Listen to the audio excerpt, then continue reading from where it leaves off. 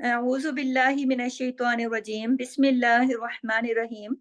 Last class में हमने आयत नंबर 129 तक तफसीर की थी और उसी के साथ अगली आयत में हम कंटिन्यू करते हैं 130 आयत नंबर 130 पारा नंबर 5 और सूरा निसा आयत नंबर 130। ठीक है, तो आयत नंबर 130 जो है वलिल्लाही और अल्लाह ही के लिए है, मा फिस समावाती जो कुछ फिस समावाती जो कुछ आसमानों में है। नहीं, 1 मिनट मैं 130 पर आती हूँ। वलिल्लाहि आयत नंबर नहीं 130 है व ई मैं सॉरी मैं आगे चली गई थी, मैं कुरान से देख रही हूँ ना। व इन यतफर्रका आयत नंबर 30 जो है 130 व इन यतफर्रका और अगर वो दोनों अलग हो जाएँ, युगनिल्लाहु गनी कर देगा अल्लाह, मतलब बेनियाज कर देगा अल्लाह। कुल्लन हर एक को मिन साअती अगर हम रुकते हैं तो मिन साअती और मिला के पढ़ने मिन साअती ही अपनी वुसअत से वकान अल्लाहु और है अल्लाह वासिअन वुसअत वाला हकीमा हिकमत वाला। तो आप इसमें देखिए व इन यतफर्रका अगर वो दोनों अलग हो जाएं युगनिल्लाहु गनी कर देगा अल्लाह कुल्लन हर एक को, यानी जो अलग हुए हैं, कौन अलग हुए हैं? दो मियाँ बीवी मिन साअतिही अपनी वुसअत से, यानी अल्लाह उन दोनों को और कोई अच्छा साथी दे देगा। अगर वो एक दूसरे से निभा नहीं कर सकते और एक दूसरे से अलग हो जाते हैं तो फिर अल्लाह उनको दूसरा कोई और अच्छा साथी दे देगा और एक दूसरे से बेनियाज कर देगा, यानी कि दोनों को एक दूसरे की मोहताजी नहीं रहेगी, मोहताजी से बेनियाज कर देगा। अल्लाह ने यहाँ पर वाज़े तौर पे बता दिया। क्योंकि क्यों बताया अल्लाह ताला ने? इसलिए बताया कि देखा ये गया है कि जब मामलात हद से ज़्यादा खराब हो जाते हैं, बिगड़ जाते हैं, लड़ाई झगड़ा मियाँ-बीवी किसी सूरत आपस में निभा नहीं हो सकता, लेकिन पहली बीवी बाज़ औक़ात ऐसा होता है कि किसी सूरत भी ये बर्दाश्त नहीं करती कि तुमने दूसरी शादी कर ली, अब मैं रहना नहीं चाहती। हर सूरत अपने शौहर के पास से अलग होना चाहती है कि तुमने दूसरी शादी क्यों की? और भी कुछ मामलात हो सकते हैं कि और दूसरी शादी के अलावा भी कुछ मामलात हो सकते हैं कि भाई तुमने ऐसा क्यों किया, वैसा क्यों किया, लड़ाई है, झगड़ा है, कोई सूरत ही नहीं है उनकी मिल बैठने की। अब उसने अलग होना है, गुस्से गुस्से में आकर वो अलग होना चाहती है, कोई उसकी हरकत की वजह से, यानी वो बीवी जो और फिर ये भी है कि वो अगर वो हकूक नहीं दे पा रही, नहीं दे सकी, या शौहर उसके हुकूक नहीं दे सकता है, बीवी नहीं दे पा रही या शौहर नहीं दे सकता, तो ऐसी सूरत में अगर बीवी तंग है, वो कहती है भाई ये तो हमारे हुकूक ही अदा नहीं करता बंदा, वो तो दूसरी शादी करके बैठा है, वो उस बीवी को देखता है। अगर वो गुस्से में वो कहती है भाई मैंने तो अलग होना है। अच्छा, शौहर है तो वो कहता है ये औरत मेरे हुकूक नहीं देती और मैंने इससे अलग होना है। अब यहाँ पर सिचुएशन ये बन गई है, तो ऐसी सूरत में फिर अल्लाह ने कहा कि कोई हरज नहीं है कि वो अलग हो जाएँ, जुदा हो जाएँ। अगर वो अलग हो जाएँ, तो ऐसी सूरत में दोनों को फिर क्या करेगा अल्लाह ताला? बेनियाज़ कर देगा, मोहताजी नहीं होगी, कहीं इंतज़ाम कर देगा दोनों का। वकान अल्लाह वकान अल्लाहु वासिअन अलीमा, क्योंकि अल्लाह तो बहुत वुसअत वाला, बहुत हिकमत वाला है। समझ में आई बात आपको? कि देखें इसकी आयत में फरमाया ये जा रहा है कि देखिए इंसान को ना, मैं आपकी इसके अपने लफ्ज़ों में इसके मफ़हूम बयान करती हूँ। इसका कि देखें इंसान जो है ना, इंसान को हर हाल में अल्लाह की हुदूद का ख़्याल रखना है। हालात चाहे जैसे भी हों, अगर लड़ाई झगड़े वाला माहौल हो गया, बहुत ख़राबी हो गई, लेकिन अल्लाह की हदूद से बाहर नहीं निकलना है फिर भी। अपने फ़राइज़ जो हैं उनका भी ख़्याल रखना है, फ़र्ज़ों को अदा करना है और दूसरों के हुकूक का भी ख़्याल रखना है और हुकूक को अदा करना चाहिए। लेकिन अगर इंसान के बस में रहे कोई ना, उसके बस में ही ना रहे, किसी औरत के बस में ना रहे, वो बीमार है या पैरालाइज़ है या कोई उसका और मसला है, वो बांझ है या कोई बहुत सारी कमियाँ हो सकती हैं। अगर क्योंकि नहीं क या फिर शौहर है, वो नहीं पूरा कर पा रहा, क्योंकि देखिए कोई परफेक्ट नहीं होता ना, कोई परफेक्ट तो अल्लाह की ज़ात है, अल्लाह की ज़ात परफेक्ट है, इंसान तो कमज़ोर पैदा किया गया और इंसान बाज़ औक़ात जितना भी सब्र करना चाहे, लोग कहते हैं ना हम सब्र कर लेंगे, ये वो करना चाहे भी तो जितना भी वो कोशिश कर ले, लेकिन बाज़ औक़ात कुछ लोगों की बिल्कुल भी आपस में बन नहीं पाती, बिल्कुल भी नहीं बन पाती कुछ वजूहात की वजह से। तो ऐसी सूरत में जब इंसान ये देखे कि अगर साथ रहने में हर वक़्त की लड़ाई हो रही है, ख़ास तौर पे मियाँ-बीवी की बात हो रही है यहाँ पर, लेकिन फिर भी किसी के भी साथ रहने में भी हो सकती है। अगर हुदूदुल्लाह, अल्लाह की हुदूद टूटने का खतरा हो, यानी अल्लाह की मुकर्रर हदें बाकी ना रहती हों, तो ऐसी सूरत में फिर इंसान अपनी राहें अलग कर ले। अब आप सोच रहे होंगे अल्लाह की हुदूद कैसी टूट रही हैं? अगर शौहर में कोई कमियाँ कोताहियाँ हैं, तो बीवी को भी अल्लाह की हुदूद तोड़ने का इख्तियार तो नहीं है ना कि अगर आपके शौहर आपका हक अदा नहीं कर रहा, तो आप अल्लाह के जो अहकाम है उनको नहीं तोड़ सकते। ہاں، آپ اس شوہر سے الگ ہو جاؤ، آپ کو پھر کوئی گناہ نہیں ہے۔ اور اگر شوہر کو یہ دکھتا ہے کہ بیوی کا حقوق اس کے ادا نہیں کر پا رہی کسی بھی وجہ سے، یا پیچھے بھی میں نے کافی ساری وجوہات بتائی ہیں، تو پھر کیا کرے؟ وہ یہ نہ کرے کہ باہر جا کر اور کہیں اور پھر اللہ کی حدود کو توڑے۔ اللہ کی حدود کو کسی صورت میں نہیں توڑنا، اللہ نے پھر راستے بتا دیے کہ اللہ کے پھر ایسی صورت میں انسان پھر اپنی راہیں اگر وہ عورت کی وجہ سے اس کی اللہ کی حدود ٹوٹنے کا خطرہ ہے، کسی گناہ کا خطرہ ہے، تو پھر اس عورت سے الگ ہو جائے۔ اور اگر عورت کو خطرہ ہے کہ اس مرد کی وجہ سے میرے رب کی حدیں ٹوٹ جائیں گی، مجھ سے نہیں رہا جاتا اس کے ساتھ، تو پھر اپنی راہیں الگ کر لے، اللہ نے اس کی اجازت دے دی ہے۔ اور اس کی مثال بتاؤں کہ حضرت زید کو دیکھیں، اللہ تعالیٰ کے نبی نے بالکل اپنے بچے کی طرح پالا تھا، کتنی ان کا بچپن انہوں نے کتنی محبت سے اس کی مثال ہے نا حضرت زید اور حضرت زینب۔ جو زینب جو تھی وہ کزن بھی تھی، تو دونوں کتنے متقی تھے اور دونوں کتنے بہترین کریکٹر تھے۔ تو نبی اکرم صلی اللہ علیہ وسلم نے حضرت زید کو بہت ہی پیار سے، اور بیٹا بھی کہتے تھے ان کو، اور ان کا خیال بہت رکھتے تھے۔ تو کیا پتہ چلتا ہے کہ حضرت زید جو تھے وہ کتنے متقی پارسا انسان تھے، نیک انسان تھے۔ اور دوسری طرف حضرت زینب جو تھیں، تو ان کا بھی کتنا اچھا کریکٹر ہے، لیکن ان کی آپس میں نہیں بن سکی، کسی وجہ سے نہیں بن سکی۔ یعنی میں تیسرا بھی یہاں پہ یہ چیز واضح کر دوں کہ ضروری نہیں ہے کہ کوئی کمی کوتاہی ہو، بعض اوقات کوئی دونوں لوگ آپس میں دونوں لوگ الگ الگ دیکھا جائے تو اتنے اچھے بھی ہو سکتے ہیں، لیکن کسی وجہ سے ان کی آپس میں اگر نہیں بن رہی، جس کی مثال میں نے حضرت زید اور حضرت زینب کی دی ہے، کہ دونوں اگر الگ الگ کریکٹر دیکھے جائے کتنے نیک تھے، لیکن نہیں بن سکی، طلاق ہوئی۔ اور پھر طلاق ہونے کے بعد دیکھیں، اگر یہ کوئی اور پھر اگر مطلب اللہ نے اجازت دی ہے نا، کوئی برا عمل نہیں ہے، تو پھر اس کے بعد اللہ نے ان کی راہیں الگ کر لی۔ تو جن کو طلاق کے بعد پھر اللہ نے حضرت زینب کو نبی پاک صلی اللہ علیہ وسلم کی زوجیت میں دیا، اور ان کا نکاح خود اللہ نے پڑھایا۔ تو پتہ کیا چلتا ہے اس بات سے؟ نیک خاتون تھی نا، یعنی نیکی اور تقوی اپنی جگہ، اپنی جگہ۔ یہ نہیں کہ اگر کوئی بہت نیک اور بہت شریف ہے تو اس سے کہو کہ بھئی اس کو تو اسی عورت چاہے وہ جیسی بھی ہے، یہ کیوں نہیں گزارا کرتا، یہ تو اتنا اچھا ہے، یا پھر عورت اتنی نیک ہے، یہ کیوں نہیں گزارا کرتی اسی شوہر کے ساتھ؟ بھائی نہیں کرتی۔ نیکی تقوی اپنی جگہ، مگر طبیعتوں کا ملاپ اور انڈرسٹینڈنگ اور باہم جو ایک دوسرے کی طرف کشش ہے، محبت ہے، انڈرسٹینڈنگ ہے، یہ سب چیزیں بھی اپنی جگہ اہمیت رکھتی ہیں۔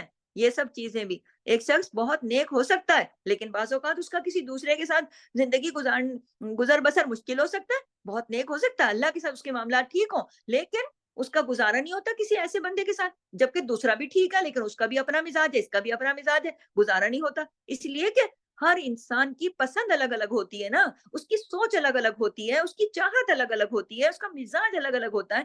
تو یہ بھی تو فیکٹر ہو سکتے ہیں نا کہ کوئی آپس میں ایک دوسرے کے ساتھ نہیں رہنا چاہے، کیونکہ بعض اوقات کوئی کسی کو بہت اچھا لگتا ہے جبکہ دوسرے کو وہی بندہ برا لگتا ہے، تو لیکن اس میں خرابی کوئی نہیں ہوتی، خرابی کوئی نہیں ہوتی، لیکن وہ ایک کو اچھا لگ رہا ہے، ایک کو برا لگ رہا ہے۔ برا اس لیے نہیں لگ رہا کہ وہ برا ہے، لیکن دیکھنے والے کی آنکھ کا مسئلہ ہے نا، دیکھنے والے کی اپنے مزاج کا مسئلہ ہے نا، کہ وہ دیکھنے والے کو ایک کو اچھا لگ رہا ہے، ایک کو برا لگ رہا ہے، تو یہ مزاج کی تبدیلی ہے نا۔ تو بات یہ ہے کہ نفرت کرنے والے اپنی چوائس اور اپنی پسند کے مطابق نہیں ہوتی نا، اپنی کسی کو نفرت ہوتی ہے، کسی کو کسی سے محبت ہوتی ہے، تو یہ سب اپنی اپنی چوائسیز ہوتی ہیں۔ ہر انسان جو ہے نا اس دنیا میں وہ ایک الگ رول ماڈل ہوتا ہے، ایک الگ اس کا ماڈل ہی الگ ہوتا ہے۔ آپ دیکھیں چہرے بھی رکھ کے اللہ تعالیٰ نے اتنی خلقت پیدا کی ہے، سب کے چہرے بھی الگ الگ ہیں، تو ہر انسان جو ہے نا وہ اللہ تعالیٰ کا ایک بے مثل نمونہ ہے، اس کو ہم دوسرے کے ساتھ کمپیئر نہیں کر سکتے، کرنا بھی نہیں چاہیے۔ اس سے کیا ہوتا ہے، اس سے پھر دلوں میں فرق آ جاتا ہے، دوریاں آ جاتی ہیں۔ اچھا بعض لوگ ماں باپ جو ہے بچوں کو بڑا کمپیئر کر رہے ہوتے ہیں دوسروں کے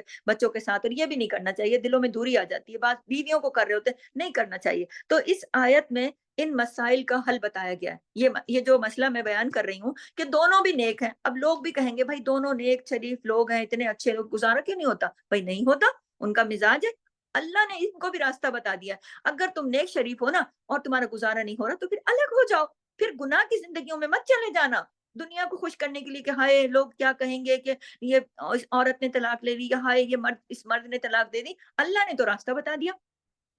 اگر دو لوگوں کے درمیان نبھا صحیح طریقے سے نہیں ہو پا رہا تو پھر الگ ہو جانا ہی بہتر ہے. اور الگ ہونے سے جو خوف روکتا ہے نا انسان کو کہ اگر الگ ہو گئے تو پتہ نہیں بھائی کیا ہو جائے گا. اچھا بعض جگہوں پہ تو بیچارے عورتوں کو ہی زیادہ خوف ہوتا ہے، ہائے ہماری تو یہ گھر ہے تو بس یہ ہمارے ہاتھ سے چلا جائے گا تو دنیا ہی ختم ہو جائے گی، ہم کہاں جائیں گے، ہمارا کیا بنے گا، ہمارا تو کوئی ہے بھی نہیں. ایک دم مایوسی کی حالت میں چلی جاتی ہیں. نہیں نہیں نہیں، چلو جو بھی ہے جیسے بھی ادھر ہی بیٹھے رہو. نہیں، اللہ نے بتا دیا اللہ بہت وسعت والا ہے. یعنی اللہ کے خزانے اتنے وسیع ہیں. یہاں اللہ کی خاص صفت اللہ نے بیان کی ہے. آپ یہ دیکھیے بات کہاں شادی شدہ زندگی اور میاں بیوی اور یہ حالات پہ کرتے کرتے یہاں اللہ نے اپنی صفت بیان کی. کون سی؟ وسعت. پتا چلے آپ کو کہ اگر شیطان کے بہکاووں میں آ جاؤ کہ بس دنیا تو یہی ختم ہے کہ میں تو میرے لیے تو کوئی ٹھکانہ ہی کوئی نہیں ہے، میرا تو کوئی روٹی پانی کا انتظام ہی کوئی نہیں ہوگا. نہیں، اللہ پہ بھروسہ اور اللہ پہ توکل رکھو. اللہ کسی کے لیے خود بھی نہ سزا بنے رہو اور نہ دوسرے کو اپنے کردار سے سزا دیتے رہو، بلکہ اللہ کا یقین رکھو کہ اللہ کے خزانے بہت وسیع ہیں. یہاں اللہ نے خاص طور پہ صرف بیان کر دی. تو دیکھیں اللہ ہماری نظر تو اتنی وسیع نہیں ہوتی نا، اور نہ ہی سوچ اور نہ ہی انسان یہ سمجھتا ہے کہ بس مطلب اتنا نہیں سوچتا نا. بیچارے خواتین بیچاری سمجھتی ہیں کہ بس خیر تو ادھر ہی ہے، جو بھی ہے مارتا ہے پیٹتا ہے جو بھی ہے، چلو اب میں کیا کروں. تو یہ مطلب ایسی بعض اوقات اچھے شوہر بھی ہوتے ہیں جو بیچارے یہ کچھ بھی نہیں کرتے، لیکن ہو سکتا ہے کوئی خرابی ایسی ہو کہ جس کی وجہ سے نبھا مشکل میں ہو رہا ہو اور عورتیں بیچاری پستی رہیں، یا مرد بیچارہ اس عورت کی وجہ سے پستا رہے. نہیں، الگ ہو جاؤ. کوئی یہ تھوڑی ہے کہ اللہ بہت بے نیاز ہے، اس کے خزانے بہت وسیع ہیں. یہ نہ سوچو کہ بھائی پتہ نہیں کیا ہو جائے گا. کچھ نہیں ہو جائے گا. لہٰذا انسان کو بالکل مایوسی کا شکار نہیں ہونا چاہیے. اس جملے کو انڈر لائن کر لیں کہ انسان کو مایوسی کا شکار نہیں ہونا چاہیے. اللہ کی وسعت پر نظر رکھے، یقین رکھے، کیونکہ اللہ بہت حکمت والا بھی ہے نا. اور یہاں تو اللہ نے واسعین کے ساتھ حکیمہ بھی کہا، وسعت والے کے ساتھ حکمت بھی کہی ہے. اس کی بھی کوئی وجہ ہے نا. یعنی بعض اوقات انسان سارے طریقے بھی کر لیتا ہے. یہاں پہ حکیمہ کا جو لفظ آیا اس کے بارے میں بتا دوں. بعض دفعہ رشتہ کرنے جاتے ہیں نا لوگ، بڑا چھان پھٹک کرتے ہیں، بڑی دیکھ بھال کرتے ہیں، بڑی معلومات کرتے ہیں، بڑے استخارے کرتے ہیں، بڑی معلومات اکٹھی کر کے بڑی خوشی خوشی جان بوجھ کے بڑا حساب کتاب کے ساتھ بڑے معاملات طے کر کے اور بڑے شادیاں کرتے ہیں. لیکن شادی ناکام ہو جاتی ہے، آگے جا کے حالات بدل جاتے ہیں. تو لوگ کہتے ہیں بھائی ہم نے تو استخارہ بھی کیا تھا، لوگ بڑے اچھے تھے، یہ دیکھو فلانا اس کی کتنی تعریف کرتا تھا، فلانے نے بتایا یہ بڑے اچھے لوگ ہیں، ہم نے بھی ان کے ساتھ مل جل کے دیکھا، بڑی ہماری دل ملتا تھا، یہ کیا ہو گیا، آگے تو بچوں کی بنی کوئی نہیں آپس میں. بھائی اللہ کی حکمت، اللہ کی مرضی، یہ جواب ہے اس بات کا. اللہ کو زیادہ بہتر پتا ہے نا کہ وہ اس مشکل میں سے بھی انسان کے لیے کیا خیر نکالنا چاہتا ہے، کیونکہ اللہ تو ہر مشکل میں سے خیر نکالتا ہے نا بندے کے لیے. تو یہ اللہ کی کوئی حکمت ہوگی نا کہ وہ اس طرح کے اگر حالات پیش آ گئے ہیں تو انسان کو تو نہیں معلوم، انسان تو نہیں جانتا کہ یہ سب کیا ہے اور کیوں ہے اور اس سے کتنی خیر پھوٹے گی. یہ تو اللہ جانتا ہے نا. لہٰذا انسان کو کیا کرنا چاہیے؟ ہر حال میں، نوٹ کر لیں، ہر حال میں انسان کو تقوی اختیار کرنا ہے. تقوی، اللہ سے ڈرتے ہوئے زندگی بسر کرنی ہے. کسی کے ساتھ زیادتی نہیں کرنی، بالکل بھی نہیں. تو اور کسی بھی تعلق میں اگر حدود اللہ، اللہ کی حدود ٹوٹ رہی ہے، حدود اللہ پامال ہو رہی ہے، تو پھر انسان حدود اللہ کو تھام لے، حدود اللہ کو نہ توڑے. لوگوں کو خوش نہ کرتا رہے بیٹھ کے اور اندر سے حدود اللہ کو توڑتا رہے اور اوپر سے اپنے گھر کی بنائے رکھے. نہیں، حدود اللہ کو نہیں توڑنا، بھلے تعلق کو توڑ دے. حدود اللہ کو نہیں توڑنا، بھلے تعلق کو توڑ دے. اس بات پہ نظر رکھے کہ کوئی بات نہیں، دنیا ختم نہیں ہو گئی کوئی اسی رشتے کے اوپر، اللہ تعالیٰ اور اچھا کر دے گا. ابھی ٹائم ہے کلاس کا تو میں اگلی آیت پر چلتی ہوں. اور اللہ نے وسعت اور حکمت دونوں کو بتا دیا کہ کوئی اگر بن پاتی ہے اچھی تو بھی حکمت ہوتی ہے، نہیں بن پاتی، گھر ٹوٹ گیا، الگ ہو گئے، کوئی بات نہیں، اللہ وسیع ہے، دونوں کو اچھے اچھے جیون ساتھی دے دے گا، کوئی مسئلہ نہیں ہے. اور کوئی روزی رزق کا وعدہ اللہ نے کیا ہوا ہے، پتھر میں کیڑے کو روزی دیتا ہے، تو کوئی مخلوق اس کی نظروں سے چھپی ہوئی نہیں ہے، اس لیے مایوس نہیں ہونا چاہیے. اور اللہ کے یہ نہیں کہ گناہوں کی زندگی میں چلے جاؤ، نہیں، بالکل نہیں. تقوی حدود اللہ دونوں چیزوں کا خیال رکھنا ہے. اور آیت نمبر 131 131 وَلِلَّهِ، اور اللہ ہی کے لیے ہے، ما جو کچھ فی السماواتی آسمانوں میں ہے، وما فی الارض اور جو کچھ زمین میں ہے. اللہ اکبر، کیا زبردست تعریف ہے. تو اللہ یعنی اللہ نے کہا پچھلی آیت میں اللہ بہت وسعت والا ہے، بہت حکمت والا ہے. اور 131 میں اللہ نے کہا وَلِلَّهِ مَا فِي السَّمَاوَاتِ وَمَا فِي الْأَرْضِ، تو اللہ کی وسعت کی بات ہو رہی ہے نا، تو وسعت کا اندازہ یہاں سے لگائیے، یہاں سے اس آیت سے وسعت کیجئے کہ اللہ کون ہے، اللہ تعریف دیکھیے اللہ کے بارے میں، کہ جس اللہ کی بات ہو رہی ہے نا کہ اللہ کی وسعت پہ نظر رکھنا، کون ہے وہ ہے اللہ کہ جس کے لیے ہے ہر چیز، اسی کے لیے ہے، کس کے لیے؟ ہر وہ چیز جو آسمانوں میں ہے اور ہر وہ چیز جو زمین میں ہے، یعنی ہر چیز اللہ کے لیے ہے، وہی اس کا سب کا اصل خالق اور مالک ہے۔ کس کا؟ جو چیزیں اس نے زمین میں جو کچھ ہے وہ سب اللہ کا، جو کچھ آسمانوں میں وہ سب اللہ کا، وہ اللہ کتنی وسعت والا ہے نا۔ تو جو چیزیں بعض اوقات اللہ نے انسان کو بھی تو دے رکھی ہے نا، ملکیت میں دے رکھی ہے نا، چیزیں وقتی طور پہ دے رکھی ہیں، اصل مالک تو اللہ ہی ہے۔ ہمارے پاس جو کچھ بھی ہے وہ سب اللہ کی امانت ہے نا، ہمارا اپنا کیا ہے؟ کچھ بھی نہیں، ہم تو اس دنیا میں خالی ہاتھ میں آئے تھے اور خالی ہاتھ سے جائیں گے، تو ہمارا تو کچھ بھی نہیں۔ ہاں، یہ اللہ کی مہربانی ہے کہ اس نے ہماری ملکیت میں بہت ساری چیزیں دے رکھی ہیں، یہ یاد رکھیے یہ ساری امانتیں ہیں اللہ کی، ٹھیک ہے۔ وَلَقَدْ وَصَّيْنَا الَّذِينَ، اور البتہ تحقیق وصیت کر دی ہم نے، الذین ان لوگوں کو، وَصَّيْنَا الَّذِينَ أُوتُوا الْكِتَابَ مِنْ قَبْلِكُمْ، جو دیے گئے کتاب تم سے پہلے، البتہ وصیت کی ہم نے ان لوگوں کو جو کتاب دیے گئے تم سے پہلے، وصیت کر دی۔ وصیت کون سا حکم ہوتا ہے؟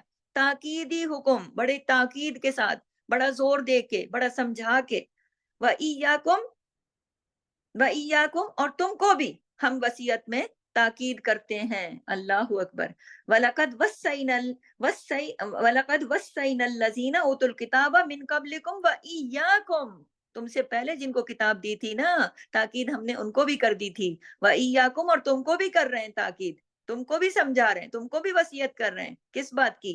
أَنِ اتَّقُوا اللَّهَ، کہ اللہ کا تقوی اختیار کرو۔ پھر بات تقوی کی آ گئی ہے، اللہ تعالیٰ نے کتنی واضح اور کتنی خوبصورت بات کی ہے کہ یہ جو خواتین کے بارے میں باتیں ہوتی چلی آ رہی ہیں، گھریلو زندگی پہ بات ہوتی چلی آ رہی ہے، اس میں بار بار اللہ نے تقوی کا ذکر کیا، بار بار تقوی کا ذکر کیا، اور یہاں پر بھی اللہ نے کہا تم سے پہلے والے جو تھے نا، وَلَقَدْ، اور پھر پہلے اسی آیت کے شروع میں کہا کہ جو کچھ آسمانوں میں ہے وہ سب اللہ کا ہے، اور جو کچھ زمین پر ہے وہ سب اللہ کا ہے۔ کیونکہ آپ یہ دیکھیے بعض جگہوں پہ، میں اسی بات کو بھی تھوڑا سا آگے لے کے جاتی ہوں، لیکن میرے ذہن میں اچانک ایک بات آئی، بعض جگہ پہ نا رشتے ختم بھی ہوتے ہیں نا، مال متا کے اوپر بڑی لڑائی ہوتی ہے، اس نے میرا سونے لے لیے، اس نے ہمارے زیور لے لیے، اس نے ہماری بری لے لی، اس نے ہمارا جائز لے لیا۔ ارے بھائی سب اللہ کا ہے، اسی دنیا میں رہ جائے گا۔ اور اللہ وَلَقَدْ وَصَّيْنَا الَّذِينَ، البتہ تحقیق، یہ ایک اضافی بات تھی لیکن میں دوبارہ اس پہ جاتی ہوں کہ جو کچھ زمین میں ہے، وہ اگر ہے بھی نا دنیا میں کسی کے ہاتھ میں کہ میری بڑی پراپرٹی، میری بڑی زمینیں ہیں، میری بڑے مکان ہیں، یہ ہیں، وہ سب اللہ کا ہے۔ یہ آج مالک یہ ہوتا ہے، کل وہ ہوتا ہے، کل وہ ہوتا ہے، وہ سب مرتے چلے جائیں گے، آخر میں کوئی بھی نہیں بچے گا، کدھر جائے گا سارا؟ کون مالک رہ جائے گا؟ رہ جائے گی ذات اللہ کی، تو کون مالک ہے؟ یہ ذرا غور کیا کریں، سب مالک اللہ ہے، جو کچھ آسمانوں میں، اور یہ تو قرآن کہہ رہا ہے نا کہ اتنی یہ خوبصورت جملہ ہے، اگر اس پہ سب غور کریں نا، وَلِلَّهِ، یہ جو لوگ اتراتے ہیں نا اپنے مال کے اوپر، اور لوگ اپنے آپ کو کوئی بڑی چیز سمجھتے ہیں، ہائے میں نے یہ کر لیا، وہ بھائی اللہ فرما رہا ہے وَلِلَّهِ مَا فِي السَّمَاوَاتِ وَمَا فِي الْأَرْضِ، جو کچھ زمینوں میں ہے اور جو کچھ آسمان میں ہے، وہ سارے کا سارا اللہ کا ہے۔ اور پھر اللہ نے کتنی خوبصورت طریقے سے آگے نصیحت کری، وَلَقَدْ وَصَّيْنَا الَّذِينَ أُوتُوا الْكِتَابَ مِنْ قَبْلِكُمْ، ہم نے تو البتہ تحقیق وصیت کی ہم نے ان لوگوں کو، اوت الکتابہ، جن کو دی گئی کتاب، آسمانی کتابیں اتاری، من قبلکم، تم سے پہلے، ان کو بھی تاکید کر دی تھی، وَإِيَّاكُمْ، اور تم کو بھی ساتھ ہی تاکید کر دی ہے، ان اتقوا اللہ، کہ ڈرو اللہ سے۔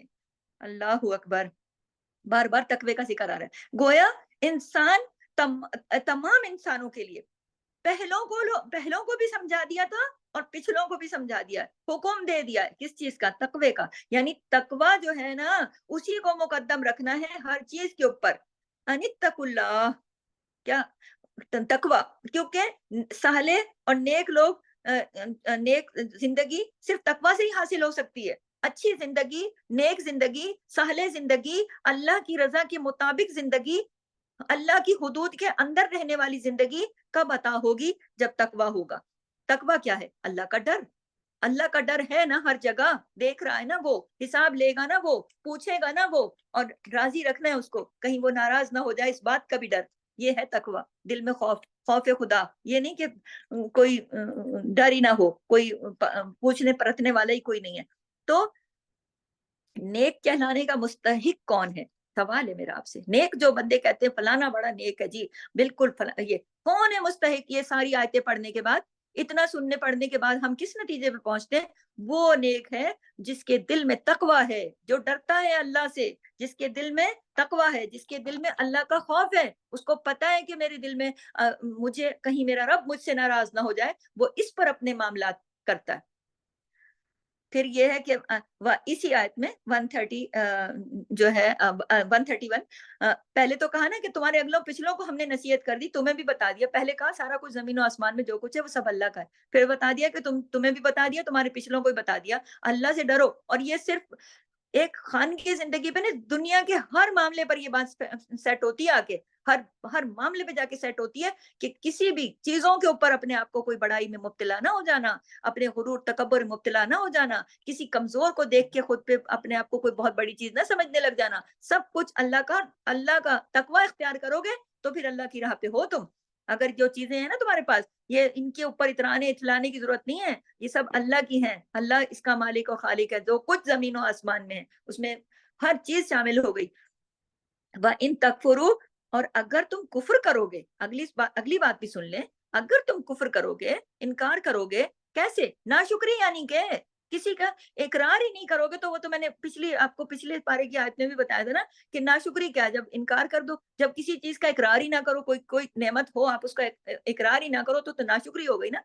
व इन तकफुरु, अगर तुम कुफ्र करोगे, इनकार करोगे, नाशुक्री करोगे, तो अल्लाह को तो तुम्हारी जरूरत नहीं है। फ़इन्ना लिल्लाहि, तो बेशक अल्लाह ही है, अल्लाह ही है। फ़इन्ना लिल्लाहि मा फिस समावाति व मा फिल अर्द, तो बेशक अल्लाह ही है जो कुछ भी आसमानों में है और जो कुछ जमीन में है, हर चीज का मालिक। व मा फिल अर्द, वो ही जमीन और आसमान में जो कुछ है, उसको नहीं है इस बात का फिक्र कि तुम करते रहो इनकार। अगर तुम इनकार भी करते रहोगे और तकवा भी इख्तियार नहीं करोगे, तकवे का बड़ा जिक्र आया ना, तकवा इख्तियार करो, अल्लाह से डरो, अल्लाह से डरो। और फिर साथ में यहाँ पे खड़खड़ा दिया बंदे को, कह दिया वा इन तकफुरु, अगर तुम कुफ्र करोगे, फइन्ना लिल्लाहि, बेशक अल्लाह ही के लिए है, मा फिस समावाति व मा फिल अर्द, जो कुछ जमीनों में और आसमान में। क्या मतलब है इसका? तुम्हारे इनकार करने से, तुम्हारी नाशुक्री करने से, तुम्हारे इस रवैये से अल्लाह को क्या फर्क पड़ता है? अल्लाह को तो कोई फर्क नहीं पड़ता। वो तो जमीन और आसमान का खालिक और मालिक था और है और रहेगा हर हाल में, तुम चाहे जैसे भी बने रहो। और इसमें कहा आखिर में, वकान अल्लाहु गनियन हमीदा, यानी है अल्लाह बेनियाज, गनियन बेनियाज, और और क्या? हमीदा, तारीफ वाला। हमीदा तारीफ वाला, ऐसी तारीफ, हमीदा जो है ना लफ्ज, ये यानी वो तो खुद अपनी तारीफ, कोई तारीफ ना भी करे तो वो अपनी जात में खुद तारीफ वाला है। वो तो खुद महमूद है, वो तो खुद तारीफ वाला है। कोई तारीफ करे ना करे, कोई उसके एहसानात को माने ना माने, कोई उसका तकवा इख्तियार करे ना करे, कोई कुफ्र करे ना शुक्री करे, जो भी करे, लेकिन अल्लाह अपनी तारीफ में खुद ऐसे है जैसे खुद उसकी तारीफ वो बेनियाज है, गनियन। तो इस आयत में 2 मर्तबा अल्लाह की कुदरत और अल्लाह की मिल्कियत का ज़िक्र आया। 2 दफ़ा अल्लाह ने शुरू में भी कहा कि वलिल्लाहि मा फिस समावाति व मा फिल अर्द, और फिर दरमियान में भी कहा कि तुम्हारे अगलों पिछलों को बता दिया कि तकवा इख्तियार करो, नहीं करते, इनकार करते हो, फइन्ना लिल्लाहि मा फिस समावाति व मा फिल अर्द, 2 दफ़ा आया। यानी अल्लाह ही के लिए है, अल्लाह ही के लिए है, अल्लाह ही के लिए है। क्या? जो कुछ आसमानों में है और जो कुछ ज़मीन में है। लिहाज़ा क्या करो? तुम उसी से डरो और उसी से डरते रहो और उसी से डरते हुए अपने मामलात को ठीक कर लो और अपने मामलात की बुनियादें तकवे पे रखो, तकवे पे, अल्लाह के खौफ के साथ, और हरगिज़ तुम नाशुक्री नहीं करो, और अगर करोगे भी तो अल्लाह को कोई परवाह नहीं है। ये जो बात मैं कहती हूँ ना, आप मेरे लहजे समझते हो कि अल्लाह को कोई परवाह नहीं है अगर तुम नाशुक्री करते भी हो तो। अल्लाह तो सारी ज़मीन और आसमान इस कायनात का खालिक व मालिक है। और इस बात की वज़ाहत के लिए हदीस कुदसी है, जो मैं आपको अक्सर कभी-कभी गुज़ारिश करती हूँ, यहाँ भी मैं इसको आपको बताऊँगी कि हदीस कुदसी है जो सही मुस्लिम की रिवायत है कि नबी अकरम सल्लल्लाहु अलैहि वसल्लम ने फरमाया, हदीस कुदसी कहते हैं जो अल्लाह ताला की तरफ से है, कि अल्लाह ताला फरमाता है कि ए मेरे बंदो, गौर कीजिएगा, नोट कीजिएगा, ए मेरे बंदो, बात अल्लाह ताला अपने बंदों से कह रहे हैं मेरे कह के, कि ए मेरे बंदो, अगर तुम्हारे अगले पिछले सब इंसान और सारे जिन, सारे के सारे मुत्तकी आदमी के दिल की तरह हो जाएं, यानी तकवे वाले, तो भी मेरी सल्तनत में कुछ इजाफा ना होगा। یعنی اگر تم سارے کے سارے مل کر تقوی اختیار کر لو، اگلے پچھلے انسان جن چھوٹے بڑے، اور تقوی والے کے دل کی طرح سے ہو جاؤ، تو بھی مجھے کوئی فائدہ نہیں ہے، اللہ کو کوئی فائدہ نہیں ہے۔ پھر اسی حدیث قدسی کو آگے جاری رکھ رہی ہوں کہ اگر تمہارے اگلے پچھلے تمام انسان اور جن سارے کے سارے فاجر بن جائیں، نافرمان بن جائیں، نافرمان آدمی کے دل کی طرح ہو جائیں، تو اس سے بھی میری سلطنت میں کوئی کمی نہیں ہوگی، کوئی کمی نہیں ہوگی۔ اور اے میرے بندو، اگر تمہارے اگلے اور پچھلے انسان اور جن سارے کے سارے ایک میدان میں کھڑے ہو جائیں اور مجھ سے مانگے جو کچھ مانگ سکتے ہیں، اور میں سارے کے ساروں کو ان کی ہر مطلوبہ چیز دے دوں، جتنا چاہیں وہ مانگے وہ سب کچھ میں دے دوں، اور دینے کے بعد بھی پھر بھی جو کچھ میرے پاس ہے اس میں اتنی بھی کمی نہ ہوگی، مگر اتنی کہ جتنی سوئی کو سمندر میں ڈبونے سے پانی آتا ہے، یعنی کہ نہ ہونے کے برابر۔ آپ کو حدیث سمجھ میں آئی ہے کہ اللہ نے فرما دیا، دوبارہ مفہوم عرض ہے کہ انسان اگر سارے کے سارے متقی اور پرہیزگار بھی ہو جائے نا، تو اللہ کی ذات کو اس سے کوئی فائدہ نہیں ہے، ذاتی طور پر اللہ کو کوئی فائدہ نہیں ہے۔ اور اگر سارے کے سارے بگڑے ہوئے نافرمان، ناشکرے اور انکار کرنے والے ہوں تو بھی، اور اللہ کی حدیں بھی توڑ رہے ہو، تو اللہ کو تو اس سے کوئی نقصان نہیں ہے، اللہ کو اس سے کوئی نقصان نہیں ہے۔ اگر سارے کے سارے بگڑ جائیں تو بھی اللہ کو اس سے کوئی نقصان نہیں، اور سارے کے سارے اچھے ہو جائیں تو بھی اللہ تعالیٰ کا اچھے ہو جائیں تو کوئی فائدہ نہیں ہے، یعنی ہم سب نیکیوں پر آ جائیں تو بھی اللہ کو کوئی فائدہ نہیں ہے۔ اور اگر سارے گناہوں میں مبتلا ہو جائے، ناشکرے اور ایک دم بگڑے ہوئے، تو بھی اللہ کا کوئی نقصان نہیں ہے۔ اس کا مطلب کیا بنتا ہے؟ اگر نیکیاں بھی کرو گے تو اس کا اجر تو تمہیں، فائدہ تو تمہیں ہے نا، اگر نقصان بھی کرو گے تو خود ہی نقصان اٹھاؤ گے۔ لیکن اللہ نے آخر میں کہا ہے میرے بندوں کا، تم سارے کے سارے جنوں انس، اللہ کے خزانوں کا بھی یہاں سے پتہ چلتا ہے نا، کہ سارے کے سارے بھی اگر تم ایک میدان میں کھڑے ہو جاؤ، اگلے پچھلے جن انسان، آپ سوچو ذرا کتنی مخلوق ہوگی اللہ کی، وہ سارے کے سارے ایک میدان میں کھڑے ہو جاؤ اور دعا مانگے، یا اللہ مجھے یہ بھی دے، مجھے یہ بھی دے، مجھے یہ بھی دے۔ بندے کو جب اتھارٹی دے دو نا کہ آ جا مانگ جو بھی مانگنا ہے، تو پھر تو وہ پاگل ہی ہو جاتا ہے مانگ مانگ کے۔ تو پھر کتنا وہ مانگے گا، کیا کچھ مانگے گا، اور اللہ دیتا جائے دیتا جائے دیتا جائے، سب کچھ دے ڈالے، پھر بھی اللہ کے خزانے جو کہ تو رہیں گے، اتنا بھی خرچ نہیں ہوگا کہ جتنا سوئی کو سمندر کے پانی میں ڈبو کے باہر نکالو، اس کے ناکے میں کتنا پانی آئے گا، اتنی بھی نہیں ہوگی خرچ، اتنے بھی خزانے کم نہیں ہوں گے۔ اللہ اکبر کبیرہ۔ تو اللہ تعالیٰ کے خزانے کس قدر ہیں۔ اور اب آگے اللہ تعالیٰ نے فرمایا، چھوٹی آیت ہے ساتھ ہی جوڑ دیتی ہوں، وَلِلَّهِ مَا فِي السَّمَاوَاتِ وَمَا فِي الْأَرْضِ۔ اللہ اکبر۔ نہیں یہی ہے نا، ہاں، للہ وللہ، اور پھر بات وہی ہے، اللہ کی، اللہ کے لیے ہے جو کچھ آسمانوں میں ہے اور جو کچھ زمین میں ہے۔ وَلِلَّهِ مَا فِي السَّمَاوَاتِ وَمَا فِي الْأَرْضِ، جو کچھ اللہ ہی کے لیے ہے، جو کچھ آسمانوں میں ہے، اور وَمَا فِي الْأَرْضِ، جو کچھ زمین میں ہے۔ وَكَفَى بِاللَّهِ وَكِيلًا، اور کافی ہے اللہ، کافی ہے اللہ کارساز، یعنی کہ اللہ ہی کے لیے جو کچھ آسمانوں میں اور جو کچھ زمین میں ہے، اللہ تم سے بے نیاز ہے، اس کو تم سے کچھ نہیں چاہیے۔ وَكَفَى بِاللَّهِ وَكِيلًا، اور کافی ہے اللہ کا ساتھ، یعنی کام بنانے والا، یعنی اللہ تعالیٰ جو ہے اس کے تو خزانے بھرے پڑے ہیں۔ وَإِن يَشَأْ يُذْهِبْكُمْ، اگر وہ چاہے، يُذْهِبْكُمْ، وہ لے جائے تم کو، أَيُّهَا النَّاسِ، اے لوگو، وَيَأْتِ بِآخَرِينَ، اور لے آئے دوسروں کو، وَكَانَ اللَّهُ عَلَى ذَلِكَ قَدِيرًا، تو اور ہے وہ ہے اللہ اس پر کہ وہ قدرت رکھنے والا، اس کو قدرت ہے اس بات پر، پوری قدرت رکھتا ہے، یعنی وہ ایسا کر سکتا ہے۔ یشا یذہبکم، اگر وہ چاہے تو لے جائے تم سب کو، ختم کرے زمین کے اوپر سے انسانوں کو، ایھا الناس، یعنی اے لوگو، صفایا کرے تمہارا سارے کے سارے، خالی کر دے زمین کو، وَيَأْتِ بِآخَرِينَ، اور تمہاری جگہ دوسروں کو لے آئے، وَكَانَ اللَّهُ عَلَى ذَلِكَ قَدِيرًا، اور ہے اللہ اس پر پوری قدرت رکھنے والا، وہ چاہے تو ایسا کر سکتا ہے۔ اس کی وضاحت میں سورہ محمد کی آیت نمبر 38 میں بھی اس کے بارے میں وضاحت آئی ہے، کہ ترجمہ ہے کہ اگر تم منہ پھیرو گے تو اللہ تمہاری جگہ بدل کر کسی اور کو لے آئے گا، پھر وہ تم جیسے نہیں ہوں گے، یعنی اللہ کو تمہاری ضرورت نہیں ہے، اگر تم اس کی نافرمانی کر کے اس کو ناراض کرتے رہو گے تو وہ تمہیں ہٹا کے دوسری قوم لے کر آئے گا۔ اور آپ دیکھتے بھی ہیں کہ اس طرح کی مثالیں ہیں نا قرآن میں بھی، کہ قومیں جب حد سے بگڑ گئی تھیں تو ان پر پھر عذاب نازل ہو گئے۔ تو اسی طرح سورت ایک اور جگہ پہ قرآن میں آتا ہے کہ اگر وہ چاہے تو تم سب کو لے جائے اور تمہارے بعد جس کو چاہے خلیفہ بنا دے، جس طرح اس نے تمہیں دوسری، یعنی تم سے پہلی قوم سے پیدا کیا ہوتا ہے نا، ایک قوم آتی ہے پھر دوسری قوم آتی ہے۔ سورہ ابراہیم میں آتا ہے کہ اگر وہ چاہے تم سب کو لے جائے، یہاں سے اور خالی کرائے زمین کو اور پھر نئی مخلوق پیدا کر دے، اور یہ کام اللہ پر کچھ مشکل نہیں ہے۔ تو نتیجہ کیا ہے؟ سبق کیا ہے؟ سوچنے کی بات کیا ہے؟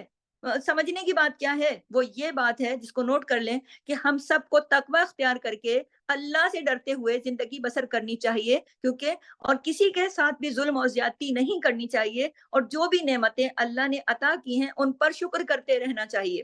کبھی بھی یہ نہیں سوچنا چاہیے کہ جو ہے اللہ دیکھیں نا کتنی بڑی بات اللہ تعالیٰ نے کہہ دی کہ اگر تم چاہے اللہ، اگر اللہ چاہے تو دنیا کو تم سے خالی کرا لے اور اس کی جگہ دوسرے لوگ لے آئے، اور آپ کو پتہ ہے نا کہ اس دنیا میں بھی پہلے جنات تھے، اس دنیا میں اس زمین پر بھی پہلے جنات تھے نا، تو جب ان کے اتنے فتنے فساد بڑھ گئے، اللہ نے ہٹا دیا اور انسانوں کو خلیفہ بنا دیا۔ تو اب کون سی مشکل ہے؟ جب وہ پہلے کر سکتا ہے تو اب کون سی مشکل ہے؟ وہ تو کر سکتا ہے۔ تو اللہ نے بتا دیا انسانوں کو کہ اگر تم تقوی اختیار نہیں کرو گے، اگر تم اللہ کی مرضی کے مطابق نہیں جیو گے، تو پھر اللہ ہٹا دے گا تم کو اور دوسرے لے کے آ جائے گا جو تم سے بہتر ہوں گے۔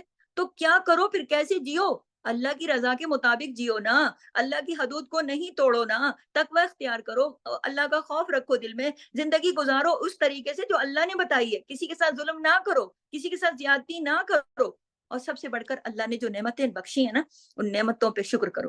اللہ تعالیٰ آپ کو، مجھے اور ہم سب کو اپنی نعمتوں پہ شکر کرنے والا بنائے۔ سبحانک اللہم و بحمدک، نشہد ان لا الہ الا انت، نستغفرک و نتوب الیک۔ السلام علیکم ورحمۃ اللہ۔